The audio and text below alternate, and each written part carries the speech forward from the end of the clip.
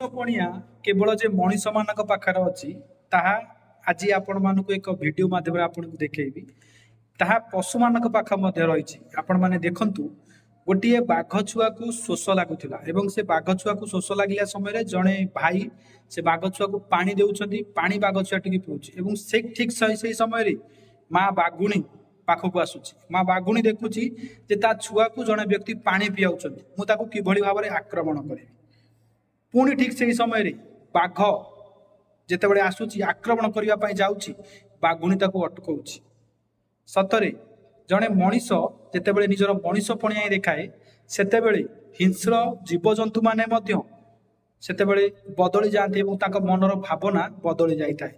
ଗୋଟିଏ ଜଙ୍ଗଲର ପଶୁ ଏବଂ ଗୋଟିଏ ସମାଜର ପ୍ରାଣୀ, ସମାଜର ଶ୍ରେଷ୍ଠ ପ୍ରାଣୀ ହେଉଛି ମନୁଷ୍ୟ ଏବଂ ଜଙ୍ଗଲର ସବୁଠାରୁ ବଳବାନ ପ୍ରାଣୀ ହେଉଛି ବାଘ। ଏ ଭିଡିଓ ଦେଖିଲା ପରେ କେଉଁଠି ନା କେଉଁଠି ନିଶ୍ଚିତ ଭାବରେ ହୃଦୟଙ୍ଗମ କରୁଛି ଏକ ଭଲ ସନ୍ତୁଳନର, ଭଲ ସାମଞ୍ଜସ୍ୟର।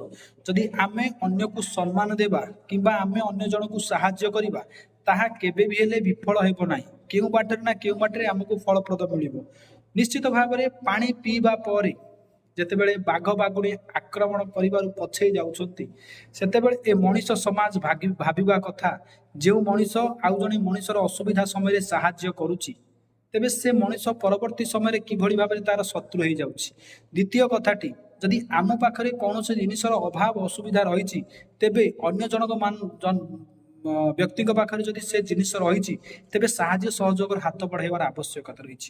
ତୃତୀୟ କଥାଟି ହେଉଛି, ଆମେମାନେ ମିଳିମିଶି ସମସ୍ତେ ରହିବାର ଆବଶ୍ୟକତା ରହିଛି। ବସୁଧୈବ କୁଟୁମ୍ବକମ୍, ଏହି ନୀତିରେ ଆମେମାନେ ଯଦି ଆଗକୁ ବଢିବା, ତେବେ ନିଶ୍ଚିତ ଭାବରେ ଏ ବାଘ ବାଘୁଣୀ ଏବଂ ବାଘର ଛୁଆ ଏବଂ ମଣିଷ ଯେଉଁ ସମାଜକୁ ଯେଉଁ ଶିକ୍ଷା ଦେଲେ, ତାହା ହୁଏତ ଏକ ସମୃଦ୍ଧଶାଳୀ ଭାରତ ଗଠନରେ ନିଶ୍ଚିତ ଭାବରେ ଆଗକୁ ବଢେଇ ପାରିବ। ଏବଂ ଯେଉଁ ଲୁପ୍ତକାୟ ପଶୁପକ୍ଷୀ ମାନେ ବିଲୁପ୍ତ ହେଇଯାଉଛନ୍ତି, ସେମାନେ ହୁଏତ ନୂଆ ଜୀବନ ଆରମ୍ଭ କରିପାରିବେ, ନୂଆ ଜଙ୍ଗଲ ସୃଷ୍ଟି ହେଇପାରିବ। ସେମାନେ ମଧ୍ୟ ନିଜର ବସବାସ ପରିବେଶରେ ଭଲ ଭାବରେ ବସବାସ କରିପାରିବେ, ତାଙ୍କ ପରିସଂସ୍ଥାନ ନଷ୍ଟ ହେବ ନାହିଁ ଏବଂ ସେମାନେ ଆମମାନଙ୍କ ଭଳି ନିଜ ପରିବାର ସହିତ ସୁଖରେ ଏବଂ ଖୁସିରେ ରହିବେ।